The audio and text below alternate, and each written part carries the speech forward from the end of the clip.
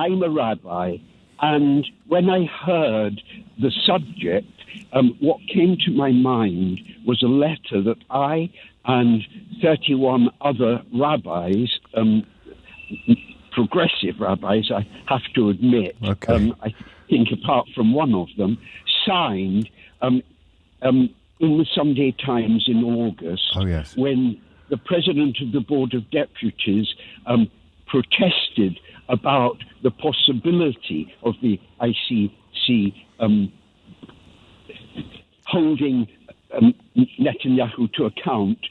The 31 rabbis, including myself, wrote against the president of the Board of Deputies, upholding international law and saying that it is only international law which we have to respect, and which was, in fact, after the Holocaust, it was Jewish jurists who particularly, like René Cassin, instituted it. They were very much a part of it. So we were entirely in favour that this is the right way to proceed.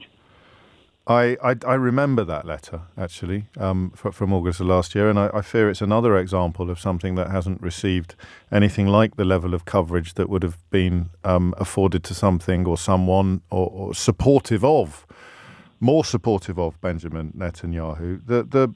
I don't know. I appreciate you haven't heard the whole programme, so feel free to decline the invitation to answer any other questions. But what do you think has happened over the course of the last year, Jeffrey? How has Israel found itself or been led by Netanyahu into this sort of situation? I've been involved with Israel-Palestinian work since 1967. I co-chaired the Jewish Youth Emergency Committee when we feared that Israel was going to be wiped off the map. Yes. And it was an extremely emotional time. But from that point on, in fact, we were in touch with Consul General of Israel and went to him immediately after the Six-Day War. We had 3 huge warehouses full of blankets, medical equipment, tents, and we said, we need to distribute this now to the refugees who are not Jewish refugees, but who are Palestinian refugees. And he said, I think that's a really good idea. Come back tomorrow. I'll telegram Jerusalem. It was in the days of no internet. And we came back the next day and he said, well, I'm really sorry, but the government feels that it would be a sign that we felt guilty if we were to accept that offer. Gosh. From From that point on, I knew that I was a rabbi and not a politician. And I've been absolutely clear that the occupation is illegal. I'm horrified about what's happening at the moment.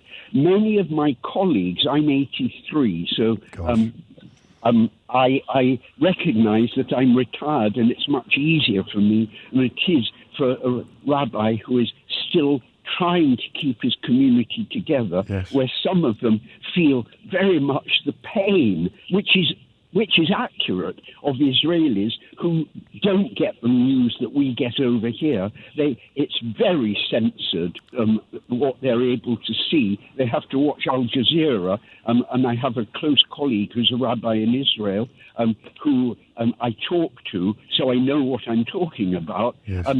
They watch Al Jazeera to know what's going on. I think that recognition of the horror of what took place on October the 7th and the recognition of the fear that has been evoked once again in the Jewish community that instead of never again, again is happening. And the Jewish community just feels it. It's in our bones. We're a traumatized people. And Netanyahu has exploited that perfectly natural response. Absolutely, absolutely.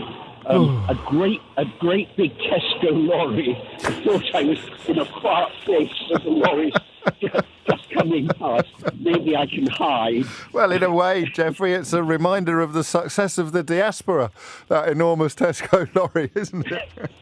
Yeah, well, I compare the size of it is probably the size of the humanitarian trucks which are not being allowed by the Israelis to go into Gaza. Good Lord. It's huge. It is absolutely huge. And it helps me to recognize the pain, the suffering. This last week, I was in a meeting with Dr. Victoria Rose, a British plastic surgeon who's been over twice to Gaza, who you could get on your program to describe the horror that she's seen there. I'm so glad you were listening today, albeit belatedly, and I'm so grateful to you because you've articulated quite perfectly how difficult this is for somebody in your position and how much more difficult it would be if you still had a congregation, if you weren't retired.